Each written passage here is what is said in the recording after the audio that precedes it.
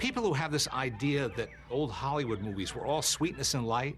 He loved grand. Happy endings and innocence. Romeo. Romeo. Me, oh, me. That was true for a time when the production code was enforced in 1934, but in the period just before what they call the pre-code era, films were incredibly raw and racy. What is this? I'm getting dizzy.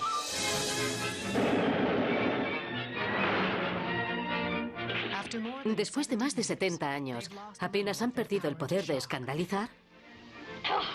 Do it again, I like it. Y estimular. Las películas precódigo que se hacían antes de la aplicación del código de producción en Hollywood se han mantenido como las películas de más vitalidad que se hayan producido jamás. Films became more adult for a brief period of time in the early 1930s. What you feel for me is not love. The call of the gorilla to its mate. They say and do things and you go, He's son of a... Sexuality, violence, drug abuse. Uh-oh. Hollywood was pushing the envelope. Pero pocos saben la historia de por qué esas películas eran más libres en cuanto a sexo y crítica social que las que se hicieron varias décadas más tarde. La respuesta es una mezcla fascinante de escándalo, religión y política, que había dado lugar a una de las épocas más dinámicas de la historia de Hollywood. In a big way, sister.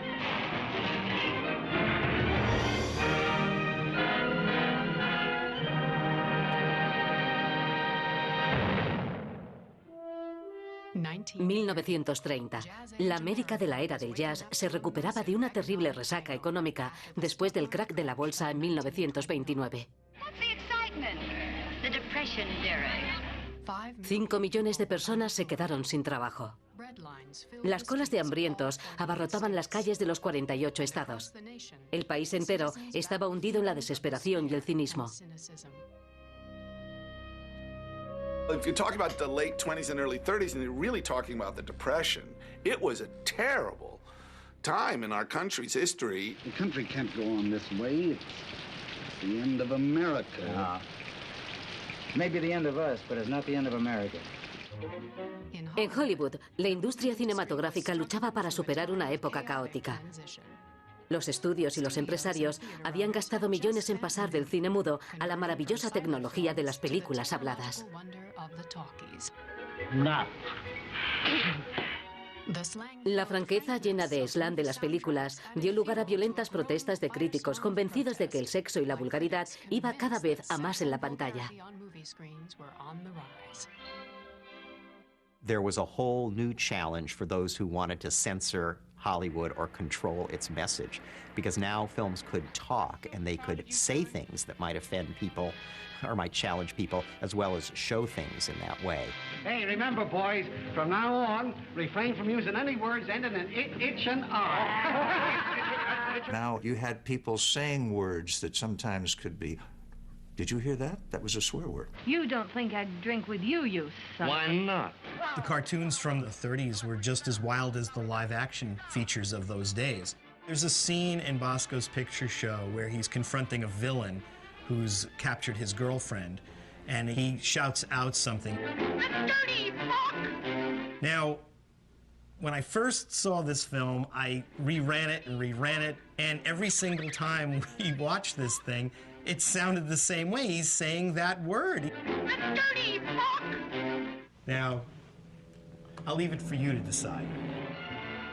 No era una novedad que se presentaran quejas contra las películas. En 1922 hubo un par de escándalos: el brutal juicio del cómico Roscoe Fatty Arbuckle y el asesinato sin resolver del director William Desmond Taylor colaboraron a que se calificara la imagen de Hollywood como un semillero de vicio. The 1920s, the jazz age, was the first sexual revolution of the 20th century. And there was a radical change in sexual behavior, especially by women, that became crystallized in the wars over content in Hollywood films.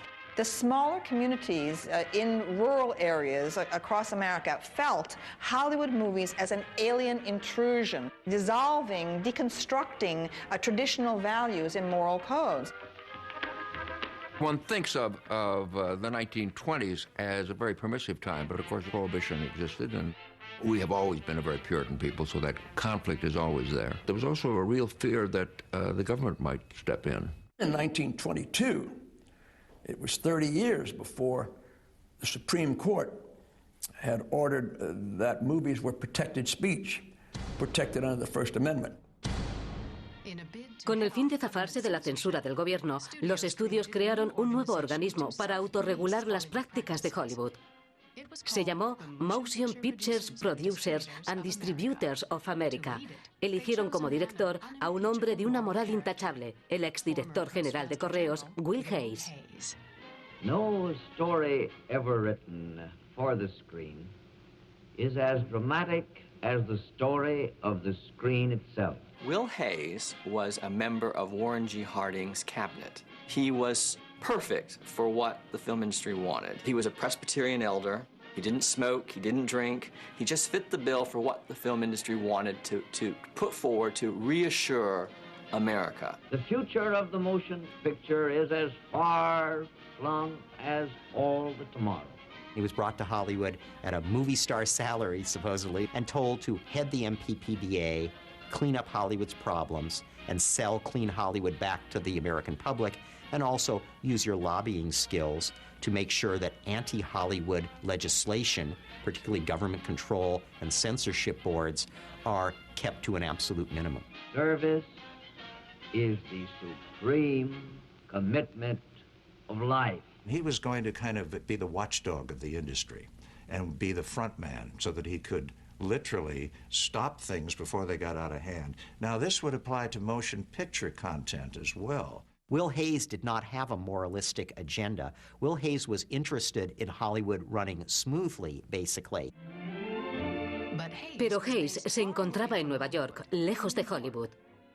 Y a medida que avanzaban los años 20, los cineastas se negaron a rectificar su estilo pecaminoso y empezaron a hacer películas cargadas de pasión pagana.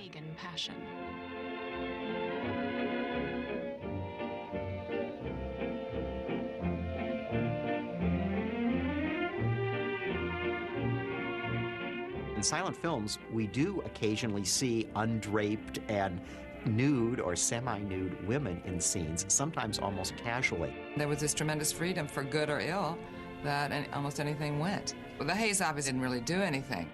En 1927, Hays fue puesto al mando de un nuevo comité de censores nombrados por Hollywood, conocido como el Comité de Relaciones de los Estudios. Pero algunas películas, como el musical Madame Satán, de Cecil B. DeMille, demostraron el poco caso que hacían los cineastas a la persecución del pecado. Madame Satan is downright pornographic, you know. I mean, when Cecil B. DeMille would stage an orgy, it's like, ooh, let's go see the orgy. I mean, it's nuts. It is so insane. And they have that bizarre costume party on a Zeppelin. Pero en 1930 llegó el momento de arreglar cuentas.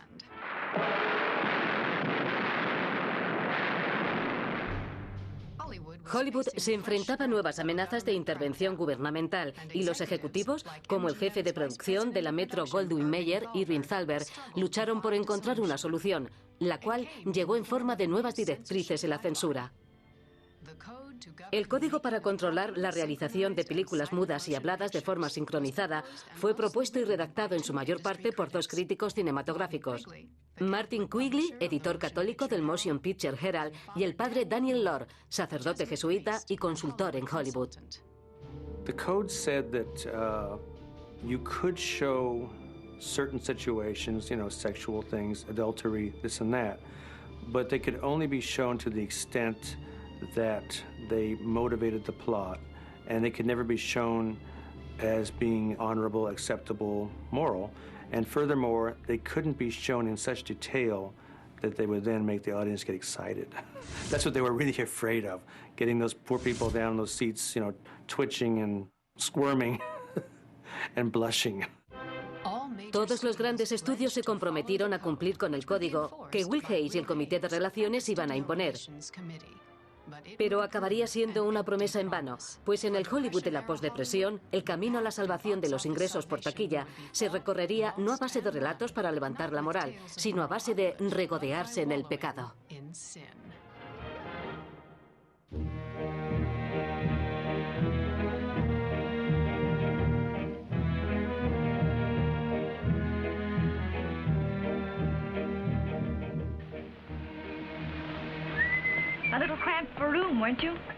El 19 de abril de 1930, la Metro estrenó una película para poner a prueba el nuevo código de producción, una película que escandalizaría a los conservadores.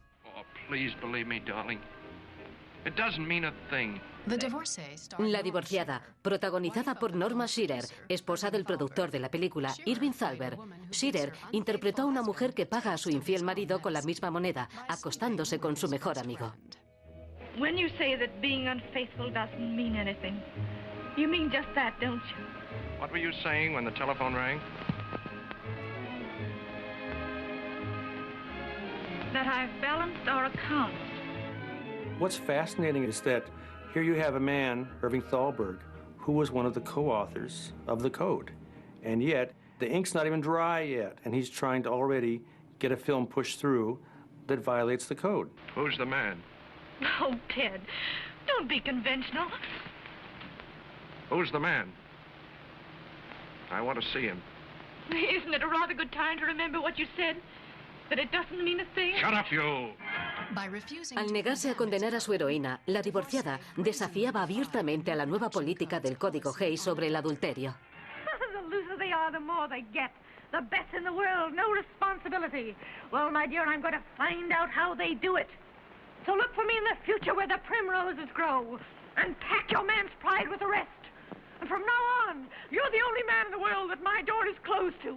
MGM's justification for the divorcee was that he was going to treat the subject of divorce in a very serious way. Love, honor, and obey, huh? Don't make me laugh. She's going to live the life of a man with lots of affairs and lots of the good life, but she's not going to like it. And in the end, of course, unlike the Ursula Parrott novel on which it was based, she returns to her husband. New year in a minute, Ted. All the world gets a new chance. You look at a film like The Divorcee and you say, okay, well, this is 1930, so we've come a long way from there. But is there really still a double standard? Is there truly a single standard? I think you can read a lot of the present in this movie. La divorciada obtuvo un Oscar por Norma Shearer y un extraordinario éxito de taquilla, lo cual hizo ver a Hollywood que con código o sin código el sexo seguía siendo el tema número uno en el cine. One of the great revelations of the last 20 years has been the recovery of the pre-code career of Norma Shearer, who was thought to be a kind of goody two-shoes by my generation. It turned out that she was slut city, okay, in the pre-code era. We don't believe in the awful necessity of marriage. You mean he doesn't?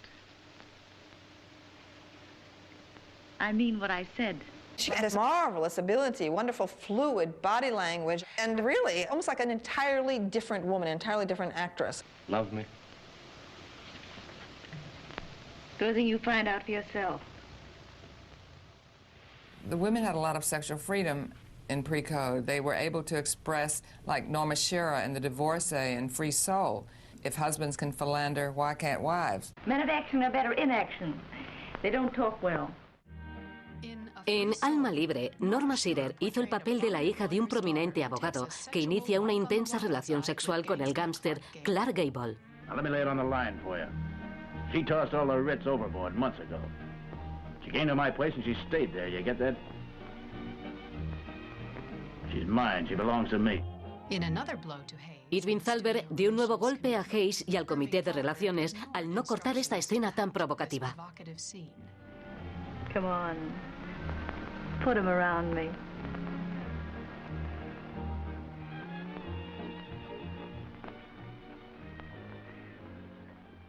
People often feel as if Will Hays governed like the Pope from the Vatican, and then he had absolute power of imprimatur, and he could, with a giant scissors, that cut the heart out of any script. But there was a lot of barter and a lot of give and take back and forth, and the studio got away with, with quite a bit.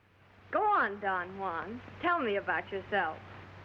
Well, there have been women who wanted to park their heads on this manly bosom. At how much an hour?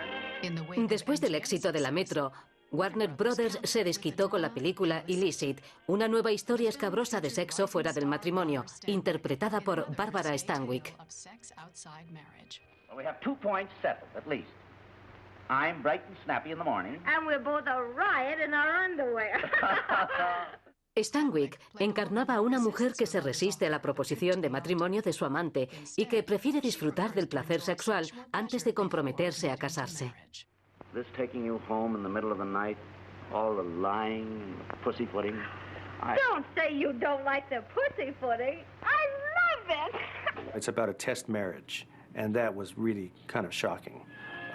Free love is one thing in the Roaring '20s, but here we are in the Depression, and those kind of things are not really even discussed or thought of anymore as a possibility. But they got it through the code because, we'll deal with it very judiciously.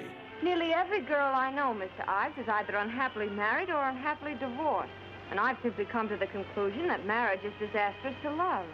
The public image of women in general underwent a profound change into the mid-30s. Older women, who are now dowagers, wanted to continue the polarity of the good woman, versus the bad woman, the Madonna versus whore complex, which has been such a part of legend and myth. And the women who were lovingly documented by so many of these Hollywood films wanted to break that down. En la película Amor en Venta, Joan Crawford y Clark Gable comparten 6 años de felicidad conyugal sin molestarse en pasar por el altar. We've had a lot of happy times together, haven't we? The only happiness I've ever known.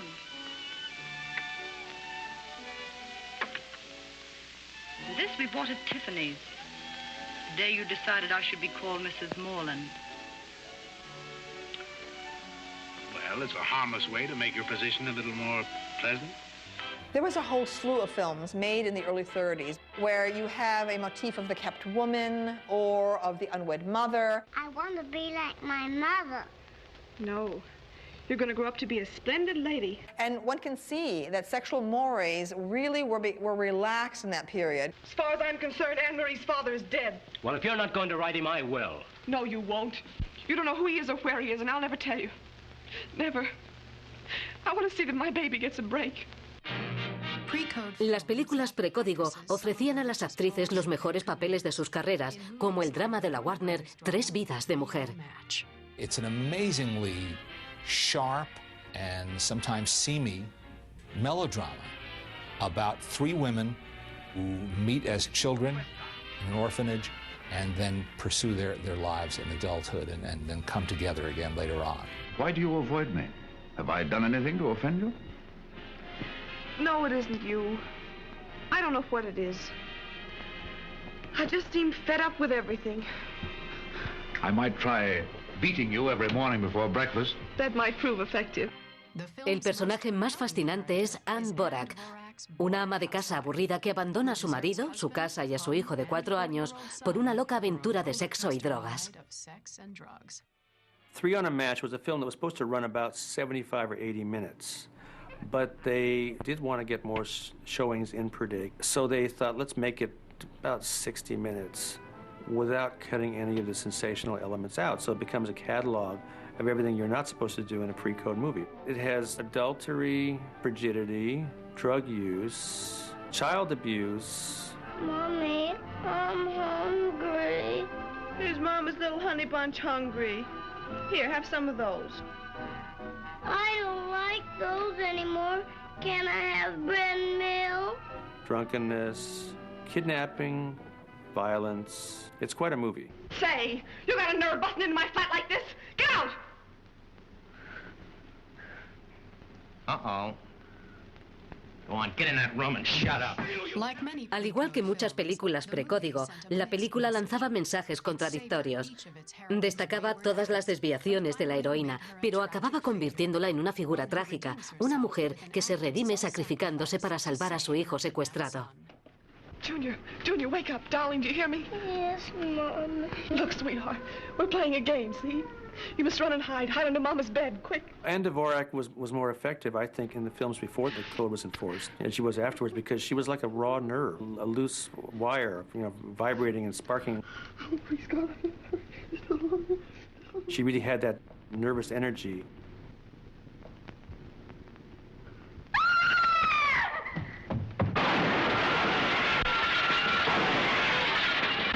Kirkwood boy, 4th floor. The character of Anne Dvorak, I was so taken with the idea that it was about, female empowerment. No, because you'll fall. Although you'll have an awfully good time. You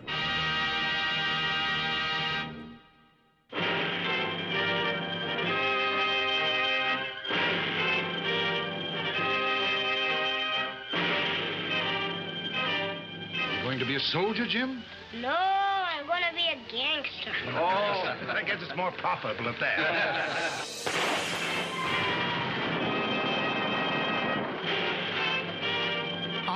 En el cine y en la realidad, 1931 fue el año de los gángsters. Las películas retrataban el interés general por los atracadores de bancos como John Dillinger y Charles Pretty Boy Floyd, figuras ensalzadas por algunos como héroes modernos.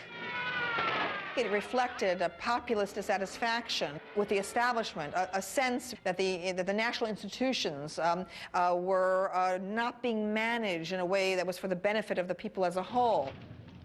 En Estados Unidos, el índice de desempleo alcanzó la cifra de 11 millones de personas y las salas de cine se quedaron vacías. Por primera vez, los estudios estaban perdiendo dinero. During the Great Depression, the greatest crisis capitalism ever faced, were the worst years in Hollywood history. One by one, the Hollywood majors were falling into receivership and bankruptcy, and they felt particularly vulnerable at this time. Economic considerations then began to prompt studios to push the limit. Para atraer al público, Hollywood comenzó a producir una serie de dramas sociales inspirándose en los titulares de los periódicos que reflejaban el mal momento que se vivía en el país. Películas que criticaban a las autoridades y describían a los gángsters como antihéroes descarriados. You got a drink in the house? Well, not before breakfast, dear. I didn't ask you for any lip. I asked you if you had a drink. En 1931, el enemigo público catapultó a James Cagney al estrellato en el papel del duro contrabandista Tom Powers. Fue el último desafío de Warner Brothers a los avisos de Will Hayes y su grupo del Comité de Relaciones. It'll hold 6. Oh, this'll be enough. Stick 'em up. Stick 'em up. These films were tremendously dramatic, exciting, very successful at the box office, but they seemed to glorify criminals. They showed these bad guys having endless amounts of women and money and success. Now, you stay put if you know what that means.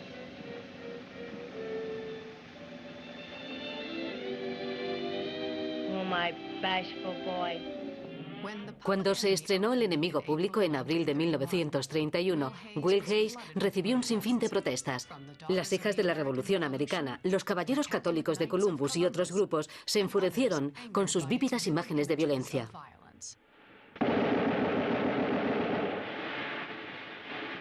There was a fear, a real fear in some circles, that making these films about gangsters would glorify them and inspire young people to want to follow that path. Well, duh. There's nothing more tempting than forbidden fruit. Censors put moralistic titles at the beginning of some of the films to say that, these were the scourge of society and not to be looked up as heroes. It didn't work. It never has, it never will. El enemigo público fue una de las muchas películas cortadas por las juntas de censura que seguían deseosas de intervenir y adaptar las películas a los gustos del público. The problem was that you'd have a film going to a censor board in Kansas. If there was a scene of people drinking or being drunk, they would scissor it out of the print and maybe throw away those trims. So then you get a print that could not be run elsewhere. The print is worthless. So that was costing the film industry millions of dollars every year from the mid-20s on. You know you're not getting anywhere being just a copper.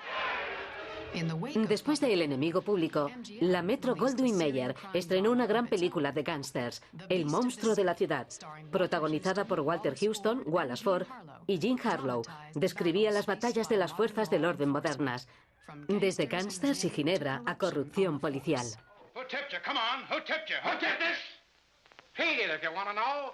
Your own brother. How do you like that, mister? La película se hizo para honrar a la policía. One step closer and I'll blow him in half. Come on in and get him, Jim. Pero en el tiroteo final se produce una masacre de los personajes principales. Sin duda, la película resultó más una fuente de desesperación que de inspiración. Beast of the City, along with a couple other MGM films of that period, almost encourage vigilantism. They really do encourage people to say, because law enforcement has proven to be worthless, corrupt, we should just take the law into our own hands and beat up these people that are causing us problems.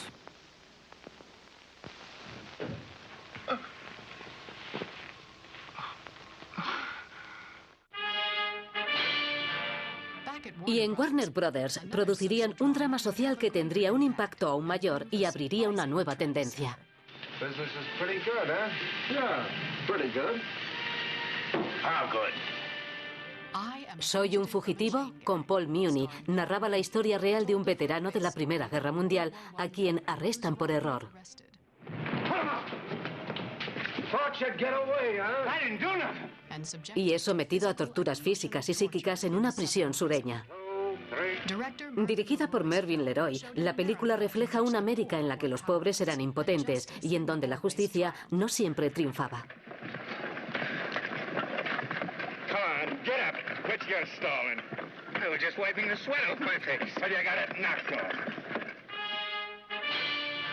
El ayudante de Will Hayes, Jason Joy, pidió a Warner Brothers que retiraran la escena en la que se maltrataban los prisioneros por miedo a ofender a los del sur. El estudio se mantuvo firme y no retiró la escena.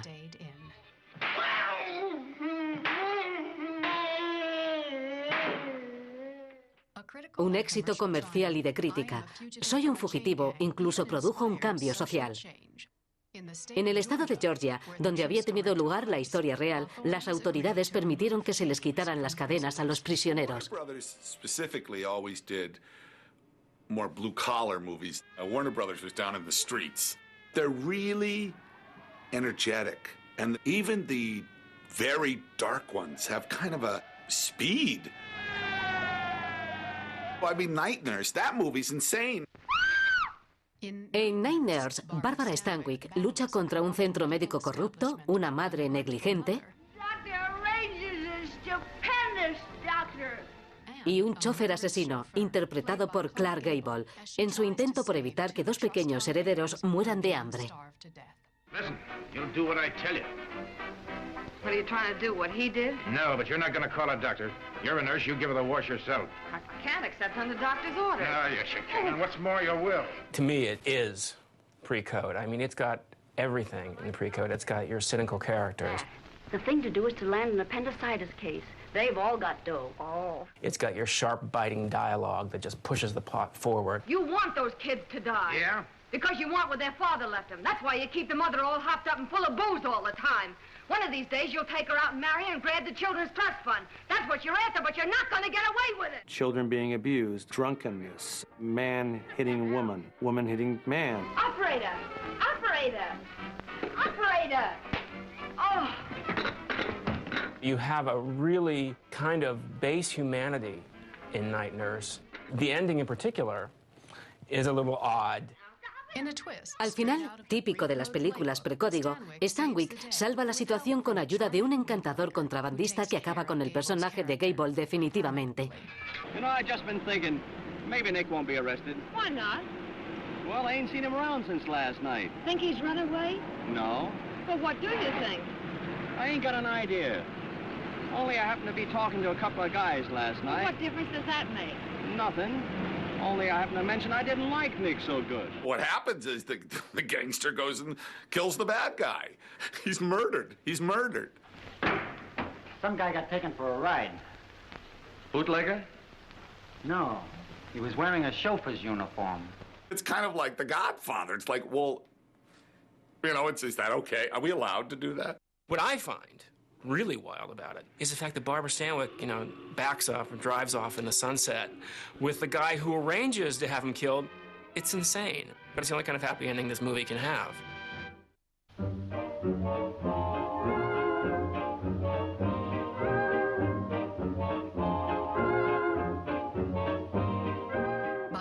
En 1933, el Código Hays pasó de ser la regla menos respetada desde la prohibición. Part of the problem was that Will Hays, the entire department, was on studio payroll.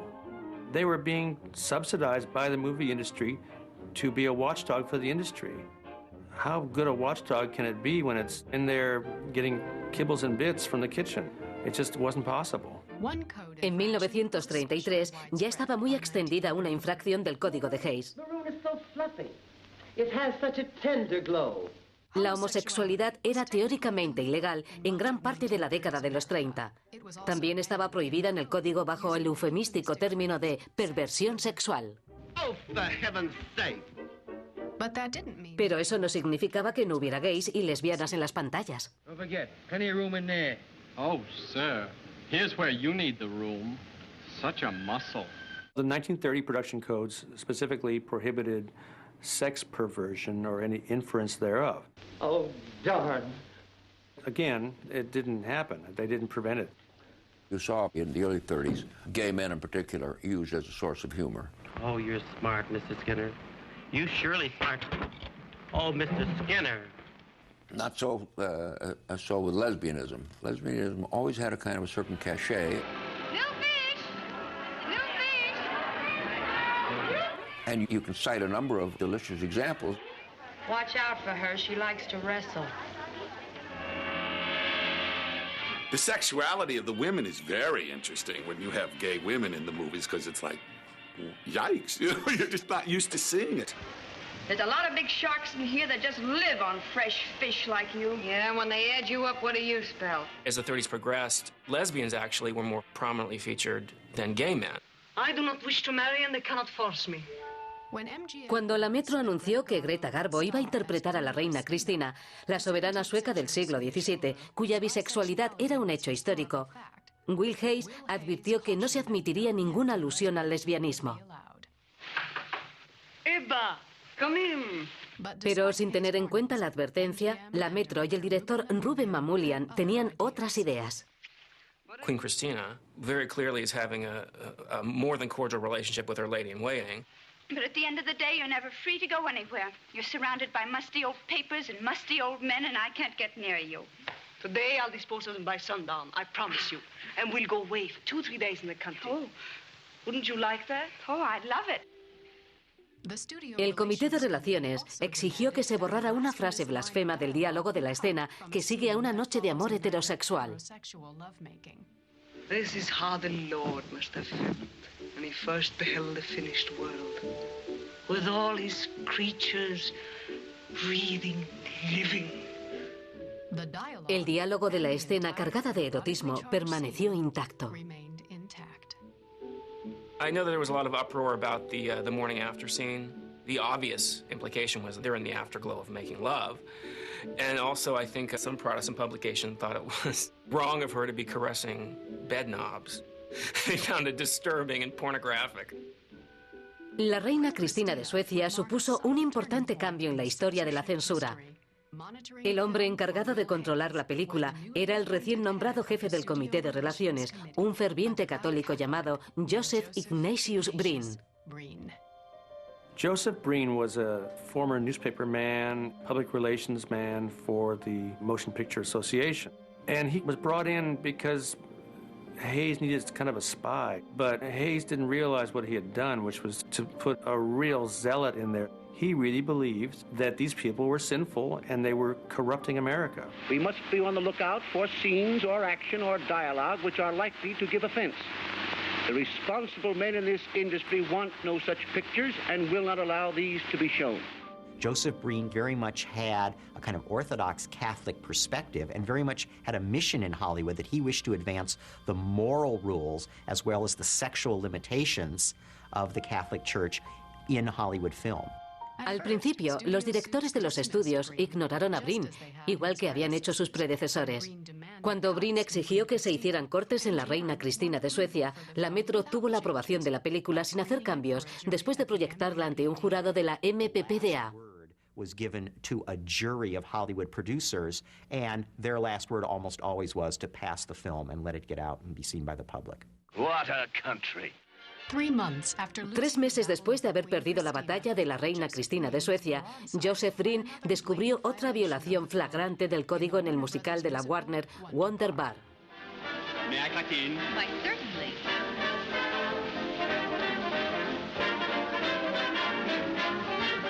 Boys will be boys. Cuando Brin llamó a Jack Warner repetidamente para protestar por la película, Warner se negó a atender sus llamadas. Eso confirmó la opinión de Brin sobre el estudio y su productor, al que él describía como vulgar, grosero, cargado de frases con doble sentido y obscenidades. Some of what you saw was sophistication, an adult approach to story and dialogue and relationships. Some of it was racy, very obvious come-ons.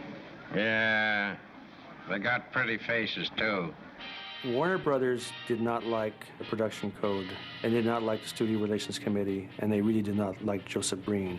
At one point, they referred to him as the Purity Squad. This is no time for sex. That's what you say. Yeah. Well, it's sex of one and half a dozen of another.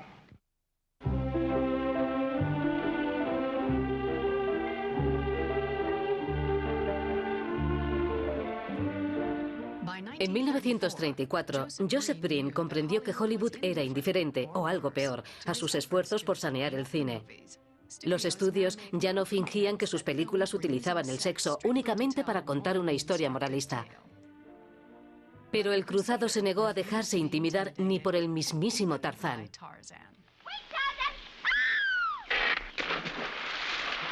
Breen rechazó inmediatamente la película de aventuras de la Metro de 1934, Tarzán y su compañera.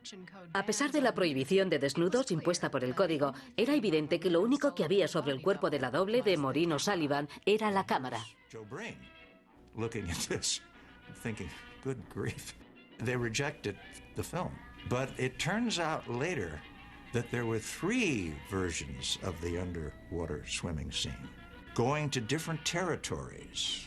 One where she's in the nude, one where she has on her bottoms but doesn't have on her top, and one where she has on her full little outfit. Durante años, los cineastas estuvieron burlando la prohibición de desnudos, utilizando el poder de su gestión en películas como La diosa de Montmartre.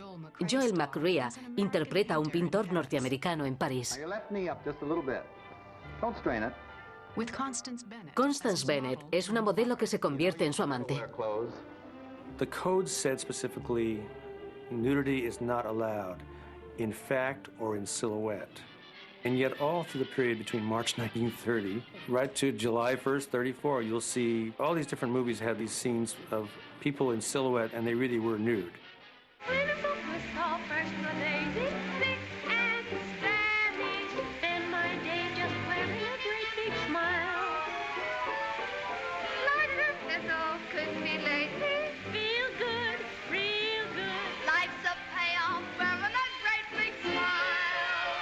It's been a while since I've seen Ruben Mamoulian's Dr. Jekyll and Mr. Hyde, but I still remember the incredible image of Miriam Hopkins as Ivy, the prostitute, swinging her leg back and forth on the side of the bed. It's not wildly explicit, but it's provocative.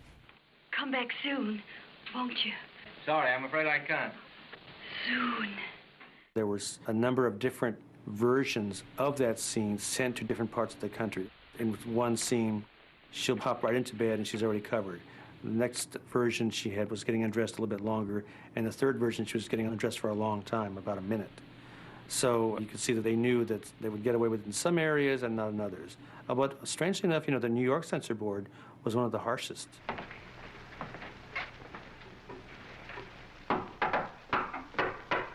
Oh, don't be embarrassed. You can't show me a thing. I just came from the delivery room. It got so bad, all this flagrant dressing and undressing, that Jason Joy wrote, not just once but several times, to Will Hays and said, "What are we going to do with this?" He said, "They're just using these scenes to titillate the audience. This is not necessary to the story. This is not advancing the plot. It's something that they're doing so that people will talk about it and tell their friends." A veces, la desnudez está en la imaginación del que mira, ante la tentación que sugiere un vestuario provocativo. Y nadie iba más lejos que Busby Berkeley, el genial coreógrafo de la Warner, quien convirtió el cuerpo femenino en su especialidad artística en películas como La calle 42 y Desfile de Candilejas. Busby Berkeley got away with murder by reducing the female figure to abstract design in motion. He went right by the noses of the censors. But when you look at his work microscopically, if that isn't like salacious filmmaking at its best, I don't know. El desprecio de Berkeley por los censores se refleja en la historia, no de uno, sino de dos musicales precódigo, incluida la de Desfile de Candilejas, de 1933. Oh, you're going to start to tell me what I can use and what I can't use. Hell, it's my job to see that our prologues fit in with the censor regulations. I'm only doing my duty. Uh-huh. Well, I've got some bad news for you.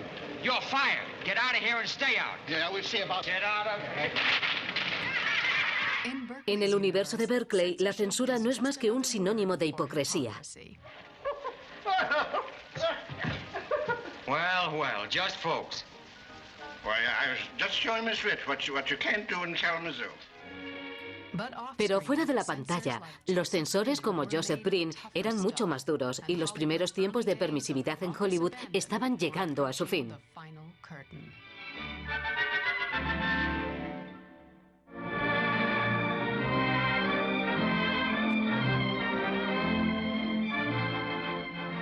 You remember Aunt Lola?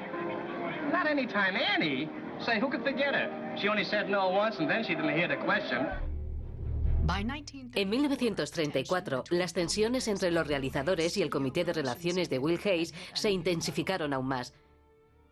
El colaborador más duro de Hays, Joseph Breen, estaba absolutamente furioso con las películas que promovían el vicio.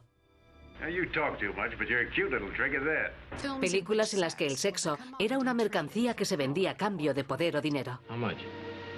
16 colons. 16? That's more than I can pay. Why, it's my rate, sir, for one night. For a lady and gentleman. You had sex and prostitution, which sort of played out of the Depression. Come on, baby. What are you afraid of? Because you had a lot of suffering and poverty, so prostitution was a kind of way to make a go of it.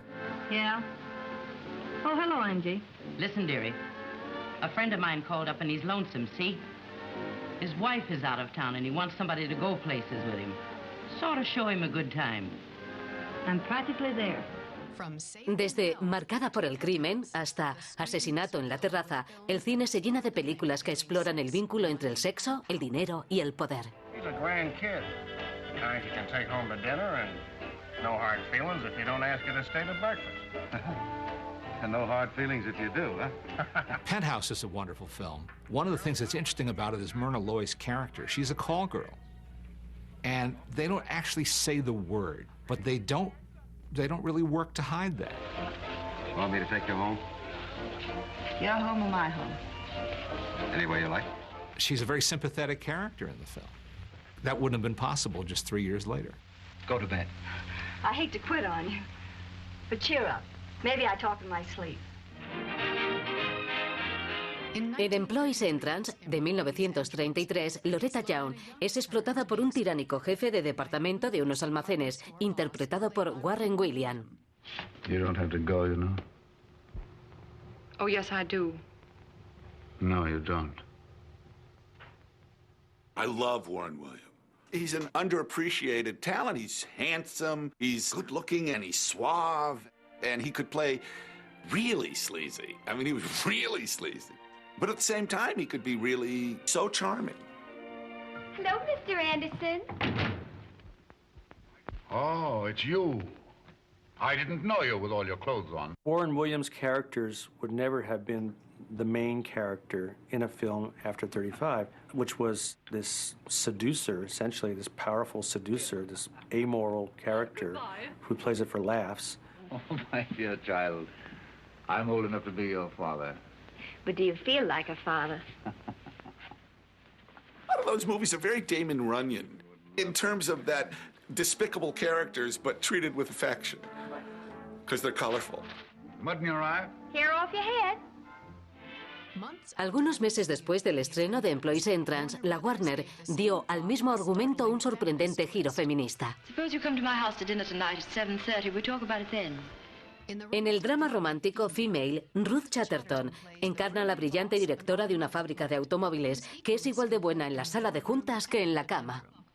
You know, a long time ago I decided to travel the same open road that men travel. So I treat men exactly the way they've always treated women. Ruth Chatterton is portraying a sort of American Catherine the Great, a woman who could do what she wanted and not be punished for it. The whole opening of that movie is fabulous. I love the establishment of her capability, her efficiency, her generosity. She's not a bad person at all.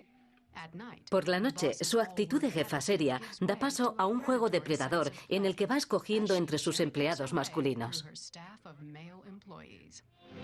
You see, the psychology of these pep meetings is to work up enthusiasm. Are you naturally enthusiastic? In Female, when Ruth Chatterton wants to seduce a man, she throws the pillow on the floor. And how she dismisses them afterwards. I'm a busy woman. I can't be annoyed with jealous or moody men about me. But I love you. That's enough of that. Nuevamente, el equipo de Will Hayes se queda horrorizado con la película. Dicen que el personaje de Chatterton refleja un apetito sexual demasiado evidente. La Warner estrenó la película sin hacer cambios. Where do you get all that energy? Things really got raunchy. And if one studio would say, well, if he can do it, we're going to do it. The ones that were deliberately exploitive were meant to be shocking even then. They were meant to raise your eyebrows. They were naughty. Warner Brothers no fue el único estudio que demostró que las películas verdes aumentaban los ingresos de taquilla. La Paramount explotó esa mina de oro con Mae West, la cual utilizó el sexo como tema de celebración y sátira. You better come up and see me. Paramount cast her in films that are raucous and rowdy and raunchy and are fabulous smashes at the box office and almost single-handedly keep Paramount from going completely out of business. You were wonderful tonight. I'm always wonderful at night. Yes, but tonight you were especially good. Well, when I'm good, I'm very good. But when I'm bad, I'm better. En la Metro, Jean Harlow alcanzó el estatus de superestrella interpretando a mujeres liberadas que no se avergonzaban de utilizar sus cuerpos para sobrevivir y prosperar. Say, that hurts a little bit. And you don't like to be hurt, do you? Oh, I don't know. Kind of fun sometimes if it's done in the right spirit. MGM made her over into this wisecracking but powerful woman who got where she wanted to go by a horizontal ladder. How many times have I told you to let down those curtains? What's the matter? Afraid I'll shock the Duchess? Don't you suppose she's ever seen a French postcard? I love Jean Harlow. It's one of the things that Harlow and Stanwyck had. They had wit. They had intelligence. They had snappy patter. They were not bimbos. I don't mind taking orders, but there's one decision that's always up to me. She was an original. There had never been an actress, a sex symbol, that you could also laugh with. You were laughing with her and you were getting turned on by her. So gentlemen prefer blondes, do they? Yes, they do. A la hora de la censura, ninguna película de Harlow causó tanto revuelo como La pelirroja. Well, it'll get me more there than it will hanging on the wall.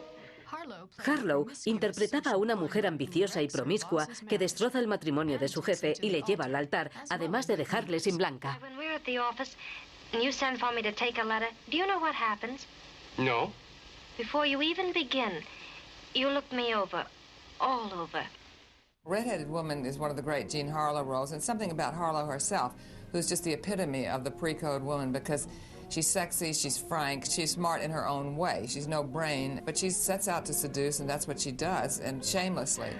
And there we were like an uncensored movie when in waltzes Mrs. William Legendre Jr. and catches us right in the old family parlor. Oh, you a dirty little home wrecker. Los críticos católicos en particular se indignaron al ver que, aunque el personaje de Jean Harlow hubiera pasado de las manos de un hombre a otro y hubiera acribillado a su exmarido,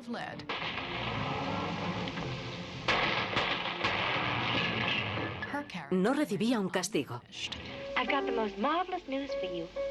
I'm going to marry Kirsty. Oh, sweetheart. In the end, she actually gets away with it, and she meets another man and goes off to Paris with him, and just in the end, she's just happy as a lark. Albert. Madame. À la maison. Oui, madame. El cine se abarrotó de gente que quería ver lo que, según un crítico, era la película más depravada que se había hecho en Hollywood. Oh, do it again. I like it. Do it again. Para no quedarse atrás, la Warner se precipitó a producir su propia versión de La Pelirroja, que probablemente fue la película más extravagante y lasciva de toda la era precódigo. Yeah, you're exclusive, you are. The sweetheart of the night shift. Come on, you're wasting my time. Everybody knows about you. Yeah? Well, you ain't going to... Carita de Ángel, una historia de Darryl F. Zanuck, protagonizada por Barbara Stanwyck en el papel de una cínica provinciana que va a Nueva York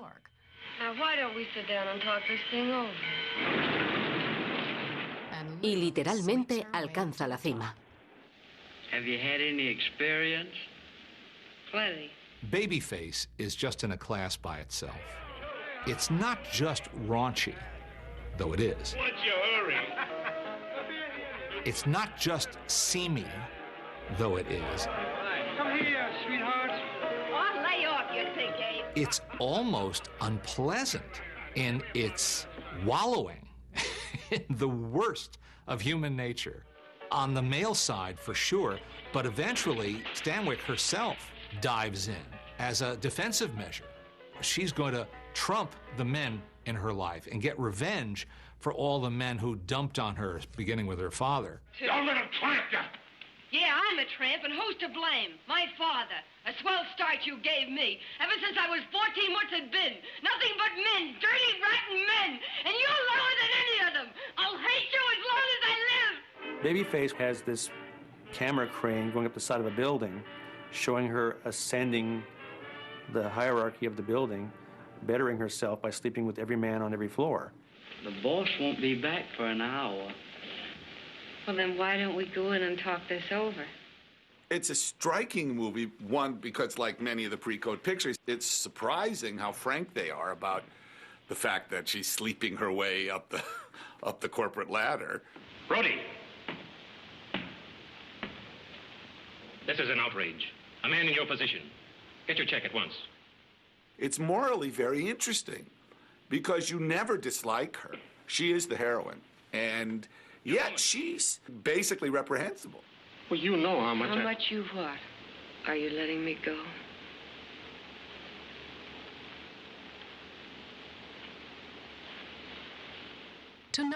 Como era de esperar, Joseph Breen exigió 4 minutos de cortes y algunos cambios en Carita de Ángel, alegando que en ningún momento se denuncia la forma descarada con la que la heroína utiliza a los hombres. So Joe Breen actually rewrites the dialogue, and there's this sort of geezer who's always quoting Nietzsche to Barbara Stanwyck, telling her that you can be the master, you can choose what you want.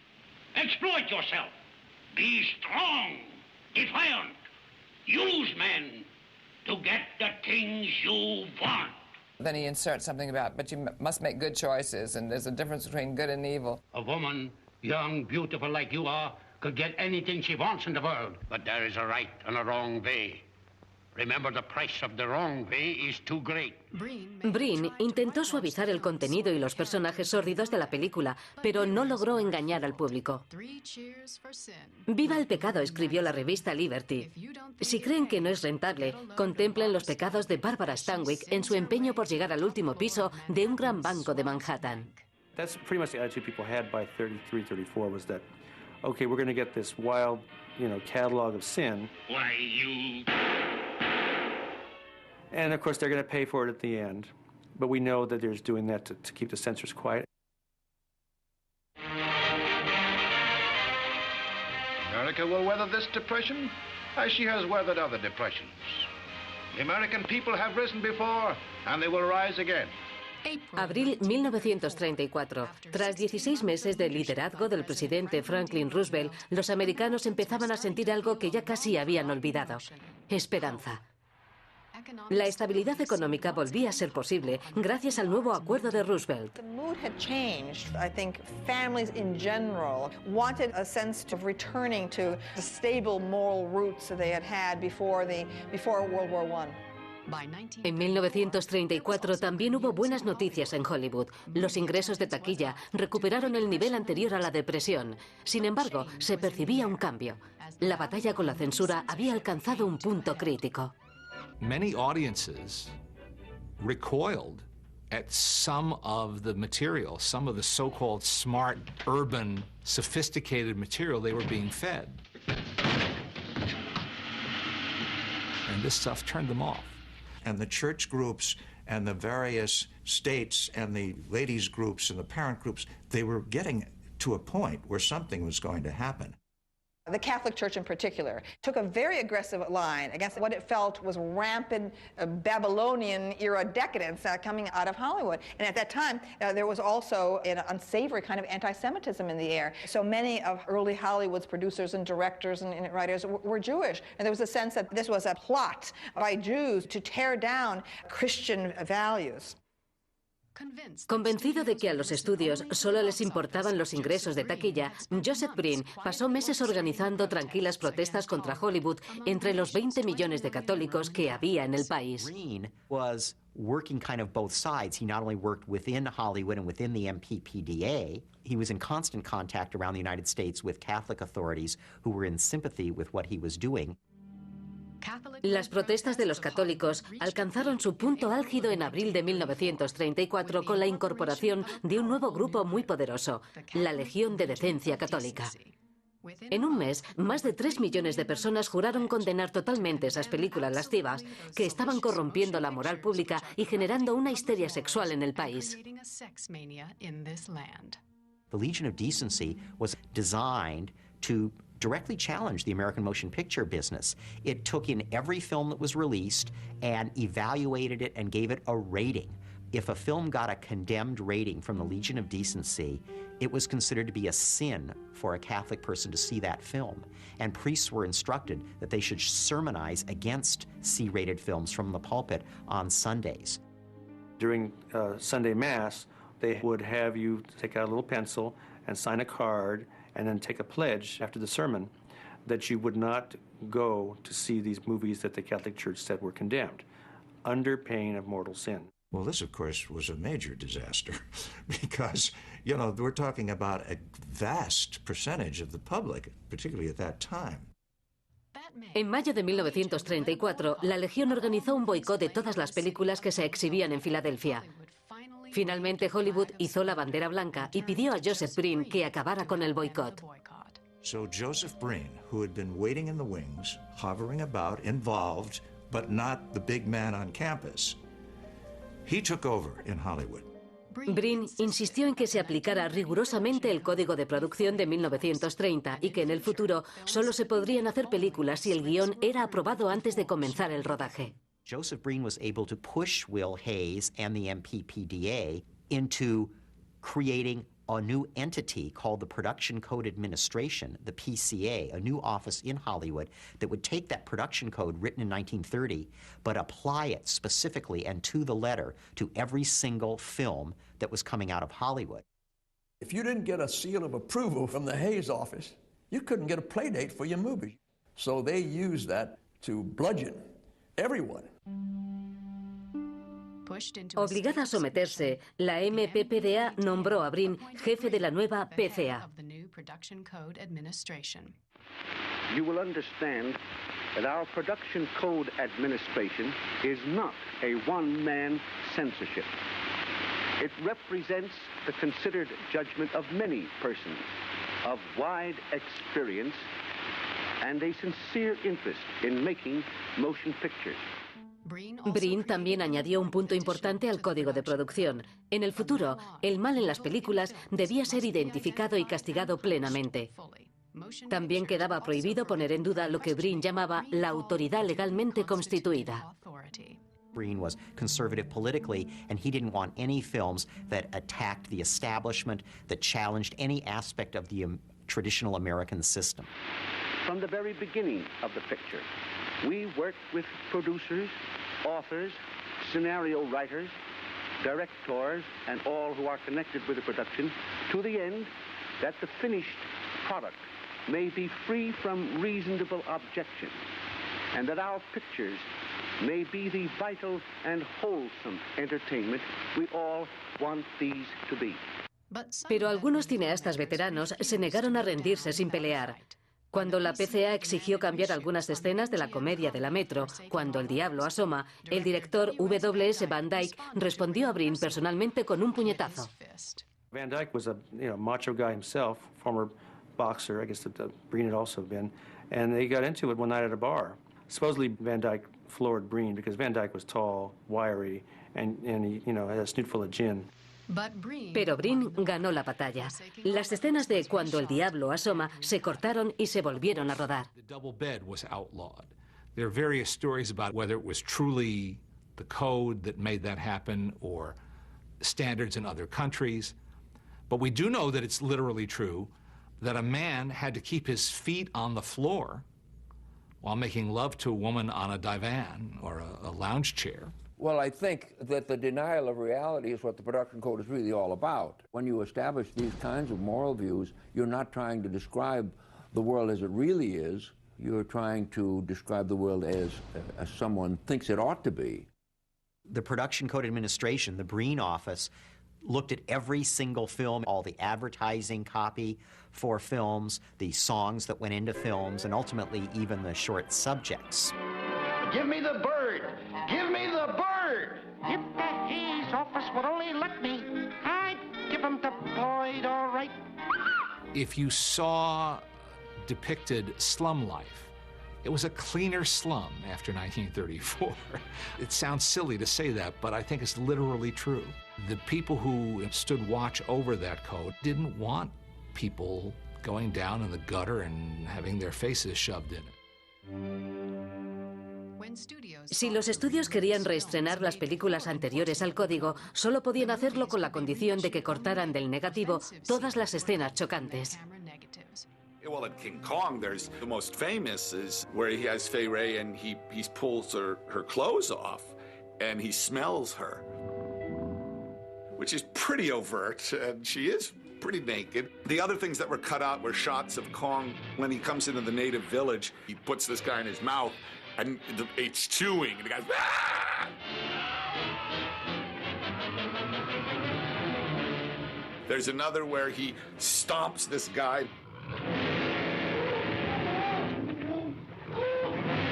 It's a miracle any of this stuff exists. Cuando a Jack Warner le denegaron el permiso para reestrenar la atrevida comedia de 1933, Convention City, el estudio tomó la decisión más drástica posible. Destruyeron la película. When they went looking for Convention City, there was nothing. And I thought, well, wait a minute, we've got to have a print somewhere. There wasn't a print, there wasn't an element, there wasn't anything of Convention City. A veces, los remakes son totalmente diferentes de los originales precódigo. En 1929, Gene Eagles cometió un asesinato con total impunidad en el film La Carta. Era una película precódigo que se mantuvo fiel a la historia de Somerset Maugham en la que estaba basada. With all my heart and soul, still love the man I killed. Pero Bette Davis no tuvo tanta suerte con el remake de 1940.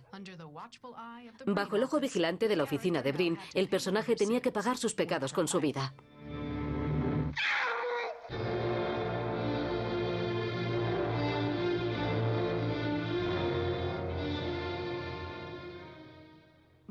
Sin embargo, algunos críticos vieron la aplicación del código como algo positivo.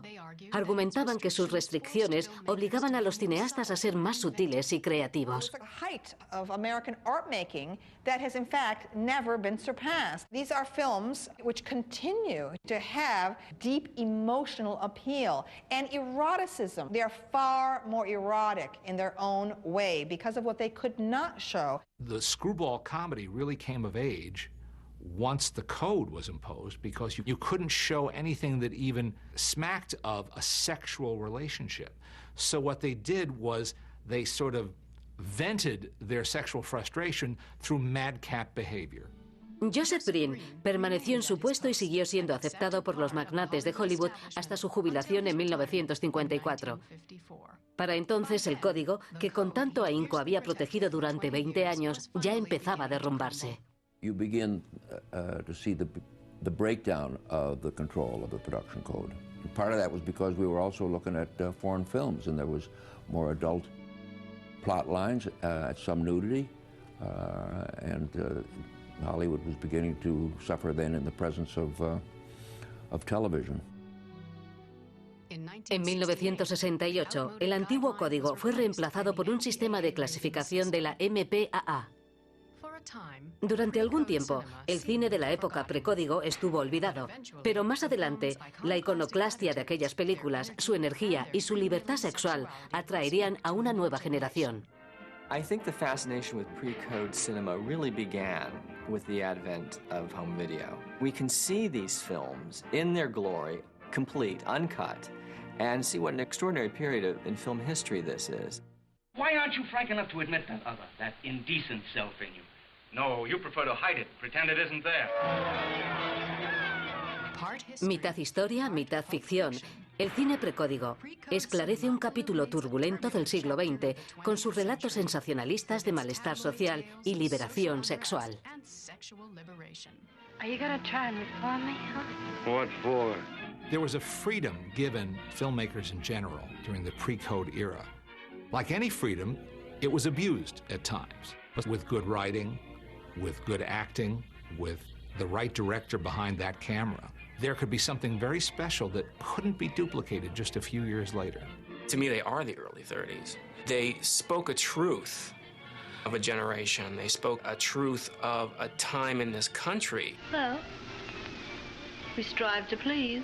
You're talking about a time of technological change. You're talking about a time of great social upheaval. And the films reflect all of that. They're great fun. They have a great energy and vitality. Outside, Countess. As long as they have sidewalks, you've got a job. Como dijo el director Mervyn LeRoy, fue la época más intrépida de Hollywood y fue emocionante formar parte de ella.